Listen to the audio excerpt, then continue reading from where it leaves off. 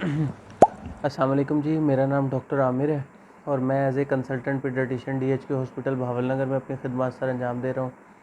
आज का मेरा वीडियो बनाने का मकसद आप सब लोगों से एक बहुत ही अहम बीमारी डिस्कस करना है। इस बीमारी का नाम सिलिक डिज़ीज़ है। इसे आम लैंग्वेज में गंदम की एलर्जी या ग्लूटेन सेंसिटिविटी भी कहते हैं।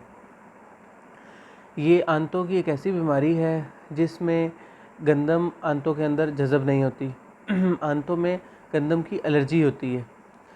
तो जो हम गंदम खाते हैं वो आंतों में जज़ब ना होने की वजह से वो खाने में ज़ाया हो जाती है, जिसकी वजह से बच्चे में आमतौर पे कमज़ोरी होने लग जाती है। ये बच्चे आमतौर पे हमारे पास ना 1-2 साल की उम्र में या इससे बड़े भी आ सकते हैं। उल्टियाँ मोशन के साथ आते हैं, जिन्हें लंबे अरसे से मोशन वगैरह लगे होते हैं और उन्होंने मुख्तलिफ डॉक्टरों से दवाइयाँ वगैरह ली होती हैं, लेकिन उनसे अफाका नहीं हुआ होता और मुसलसल मोशन उल्टियों की वजह से इनका वज़न और कद भी नहीं बढ़ता। कुछ बच्चों में पेट की फुलावट की बुनियादी वजह होती है।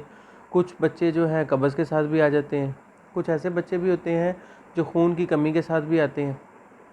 तो क्योंकि इसके बारे में इतनी अवेयरनेस नहीं है, लोग जानते नहीं हैं इसको, इसलिए वो समझते हैं ये आम उल्टियाँ मोशन ही हैं जो बच्चे को लगे हैं। तो वो हल्की फुल्की सी मेडिसिन ले लेते हैं, जिससे 2-4 दिन या 5 दिन के लिए बच्चा ठीक हो जाता है और फिर वही मसला। देखें, जैसे सांस की एलर्जी है वैसे जिस्म आंतों में गंदम की एलर्जी भी होती है। गंदम खाने की वजह से आंतों के ऊपर जो तौलिए की तरह बुर वगैरह होते हैं, जिन्हें विलाई बोलते हैं, वो आहिस्ता आहिस्ता ख़त्म हो जाते हैं। उनके ख़त्म होने की वजह से ना जो आंतों का सरफेस एरिया है फॉर एब्जॉर्प्शन ऑफ फूड वो कम हो जाता है, जिसकी वजह से बच्चे में ग़िज़ाई की कमी हो जाती है। जब हम मरीज़ को बताते हैं कि यार ये गंदम की एलर्जी के टेस्ट हैं तो ये आपके करवाने हैं, तो वो बड़ा हैरानी से पूछते हैं, डॉक्टर साहब गंदम की कौन सी एलर्जी होती है? तो उन्हें हम इस तरह समझाते हैं कि देखें, जैसे सांस की एलर्जी है वैसे गंदम की एलर्जी भी होती है और गंदम आंतों में जज़ब ना होने की वजह से आपका बच्चा बढ़ नहीं रहा होता। तो वो जब गंदम के टेस्ट करवाते हैं वो पॉजिटिव आ जाते हैं, फिर हम उन्हें समझाते हैं कि अब आपने गंदम सारी उम्र नहीं खानी, तो वो इस सब बात पे भी हैरान हो जाते हैं। देखिए, गंदम की एलर्जी वाले मरीज़ों को सारी उम्र के लिए गंदम बंद करनी पड़ती है। वो थोड़ी सी गंदम भी खा लेंगे तो उन्हें मसला मसाइल हो जाएंगे। वही मसला, कद वज़न का ना बढ़ना, मोशन उल्टियों का बार बार लगना, ठीक है, खून की कमी हो जाना। और ये खून की कमी जो गंदम की एलर्जी की वजह से होती है वो किसी आयरन वाले सिरप को भी रिस्पॉन्ड नहीं करती। बच्चा दिन ब दिन वर्ष से वर्ष होता जाता है, क्योंकि मुख्तलिफ़ किस्म के विटामिन और मिनरल की भी डेफिशिएंसी हो जाती है, इसलिए बच्चे के सोचने समझने की ताकत भी कम हो जाती है। बच्चे को रात को ना नज़र आना, हड्डियों का टेढ़ापन, चलने में दुश्वारी, दिल की धड़कन की बेतरतीबी, ये सारे मसाइल का भी सामना करना पड़ सकता है। तो गंदम की एलर्जी वाले मरीज़ों को गंदम सारी उम्र के लिए बंद की कर दी जाती है। तो सवाल ये पैदा होता है कि वो खाएंगे क्या?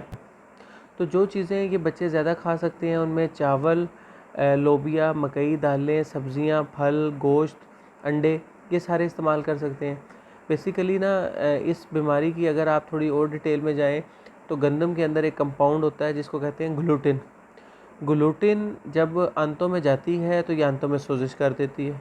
सोजिश करने से वो जो विलाई है, जो तौलिए के ऊपर बुर्ज तरह की एक जगह है आंतों के अंदर, वो आहिस्ता आहिस्ता ख़त्म हो जाती है, जैसे पुराना तौलिया हो जाता है। तो जिसकी वजह से खुराक जज़ब नहीं होती और सारी की सारी पखाने के ज़रिए से बाहर आ जाती है।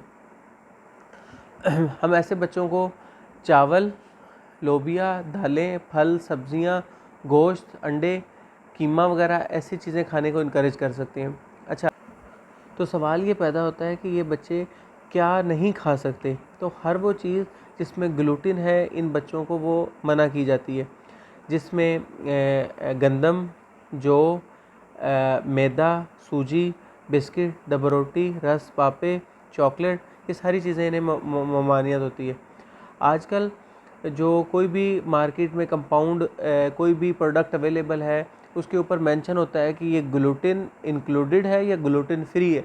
तो ऐसे बच्चे जिनको ग्लूटिन, हम उनको ये कहते हैं कि अगर वो पढ़ी लिखी फैमिली से बिलोंग करते हैं तो वो उस चीज़ का, उस प्रोडक्ट का रैपर ज़रूर पढ़ लें कि अगर ग्लूटिन फ्री वो मेंशन है तो फ्री खाएं। जैसे शुगर फ्री वाले आइटम है, इस तरह ग्लूटिन फ्री वाले भी आइटम होते हैं, ठीक है। अच्छा, क्योंकि अब हमारी जो चक्कियाँ हैं इसमें गंदम पीसी जाती है, तो आप यहाँ से मकई का या चावलों का आटा नहीं पिसवा सकते, उसमें गंदम शामिल हो जाती है। आप अंदाज़ा कर लें कि इतनी मामूली सी मिकदार भी गंदम की मरीज़ के लिए बहुत ज़्यादा दुश्वारी का सामना कर सकती है। अगर आप थोड़ी सी गंदम की मिकदार भी इस्तेमाल कर लें तो आप फिर वैसे ही उल्टियाँ, मोशन, पेट की फुलावट, कद वज़न का बढ़ना, वैसे असरात शुरू हो जाएंगे। इस बीमारी का सिर्फ़ और सिर्फ एक ही इलाज है कि सारी उम्र के लिए गंदम से परहेज़ किया जाए, गंदम और गंदम से बनी हुई चीज़ों से परहेज़ किया जाए। ठीक। इन मरीज़ों में ना कुछ और बीमारियां भी, जैसे जिस्म की रंगत का काला होना, एडिसन डिजीज़, ठीक है, गदूदों का मसला, गले के गदूदों का मसला, थायराइड डिजीज़, शुगर का मसला, डायबिटीज़, इस तरह के और मसले मसाइल भी पैदा हो जाते हैं। अगर आप या आपके करीबी कोई भी ऐसा बच्चा जिसको लंबे अरसे से उल्टियाँ, मोशन लगे हुए हैं, या पेट की फुलावट है, या कद वज़न नहीं बढ़ रहा उसका, या खून की कमी हो रही है बार बार, या खून की कमी जो हो रही है उस आयरन के सिरपों से भी वो ठीक नहीं हो रही, टॉनिक से भी वो ठीक नहीं हो रही, तो ऐसे बच्चों को किसी अच्छे डॉक्टर के साथ पास ज़रूर चेक करवाएं, क्योंकि ये काबिल इलाज मर्ज़ है। और क्योंकि लंबे अरसे तक, सारी उम्र के लिए गंदम बंद करनी पड़ती है, इसलिए इसके टेस्ट ज़रूर करवाए जाते हैं। इसके टेस्ट थोड़े से कॉस्टली हैं, 4-5 हज़ार के टेस्ट हैं जो खून से किए जाते हैं। अगर उनमें आ जाए तो ठीक है, वरना अगर आपको सस्पिशन है, डॉक्टर को सस्पिशन है कि इस बच्चे को ज़रूर गंदम की एलर्जी है, तो वो थोड़े से और कैमरे वाले टेस्ट, जैसे एंडोस्कोपी वगैरह होती है, वो भी करवाते हैं, जिसमें कैमरा डाल के आंतों से एक टुकड़ा लिया जाता है, जिसमें हम टेस्ट करते हैं कि इस बच्चे में गंदम की जज़ब हो रही है या नहीं हो रही, या सोजिश वगैरह तो नहीं आई हुई, तो उससे पता चल जाता है। ये हमारी तशख़ीस के लिए बहुत अहम पार्ट है। अच्छा, इसमें ना मैं 1-2 बातें और ऐड करना चाहूँगा। एक तो ये कि जो सीलिक डिज़ीज़ या गंदम की एलर्जी वाले मरीज़ होते हैं ना, उन्हें ये आम चक्की से आटा पिसाने नहीं चाहिए, क्योंकि इनमें गंदम भी पिसती है। अगर आप चावलों का आटा इस्तेमाल करना चाहते हैं, या तो अपने घर में चक्की इस्तेमाल करें, या मार्केट से जो बना बनाया आटा है चावलों का या मकई का, वो इस्तेमाल करें, उसकी रोटी खाएँ। क्योंकि ये बीमारी ऐसी है कि अगर आप मामूली सी मिकदार भी गंदम का इस्तेमाल करेंगे ना, तो उससे आपका परहेज़ मुकम्मल नहीं होगा, और बीमारी मुकम्मल तौर पे ख़त्म नहीं होगी, और बच्चे का वज़न और कद नहीं सही बढ़ेगा। अच्छा, एक बात और मैं यहाँ पर बयान करना चाहूँगा कि पाकिस्तान में ना लोग डॉक्टर की बात को इतनी अहमियत नहीं देते, लेकिन जो हकीम होते हैं, जो लोकल अताई वगैरह होते हैं, उनकी बात को ज़्यादा अहमियत देते हैं। तो ज़्यादातर मरीज़ जो कि गंदम की एलर्जी के डायग्नोज्ड पेशेंट हो, वो आमतौर पे हमारे पास बेहोशी, उल्टियाँ या शदीद मोशन के साथ आते हैं, क्योंकि वो फिर बदपरहेज़ी कर लेते हैं। Poor compliance with the treatment के साथ आते हैं, तो वो फिर कोई बदपरहेज़ी कर लेते हैं, जिसकी वजह से उनको झटके भी लग सकते हैं और शदीद उल्टियाँ मोशन लग जाते हैं। तो ऐसे मरीज़ भी हम डेली हॉस्पिटल की प्रैक्टिस में इनकाउंटर्ड होते हैं, जो कि तशख़ीस शुदा होते हैं, लेकिन उन्होंने बदपरहेज़ी शुरू कर दी होती है। उनसे जब हम पूछते हैं तो वो कहते हैं कि जी हमें फ़लाँ ने कह दिया था कि कोई गंदम की एलर्जी नहीं हैगी, ये ठीक है मरीज़ साडा, तो कोई ज़रूरत नहीं है गंदम तो परहेज़ करन दी, तुसीं इस्तेमाल करो। या बच्चा साडा जिद करदा है, असी इनू देनी पैंदी है, ये रोटी के अलावा कोई चीज़ नहीं खाता, कहता मैनू गंदम ही दिओ, असी सारे खा रहे होंदे, नाल इनू भी दे देने। इस तरह की बातें मरीज़ हमारे साथ करते हैं। देखें, बच्चा जो है वो तो एक नासमझ है, आप उसकी बात, हर बात तो नहीं मान सकते ना। अगर बच्चे की बात मानेंगे तो फिर इलाज कैसा होगा? बच्चा कहता है कि जी मैंने छत से छलांग मारनी है, क्या आप उसकी बात मान लेंगे? नहीं। बच्चों की हर गैर ज़रूरी बात मानना से ही वो उनमें जो स्टिफ बिहेवियर है ना, रिजिड बिहेवियर है, वो सामने आ जाता है। तो बच्चों की बात ना मानें, डॉक्टर की तजवीज़ पे अमल करें, और बाकायदगी से ऐसे मरीज़ों को डॉक्टर के पास चेक करवाएं। शुक्रिया।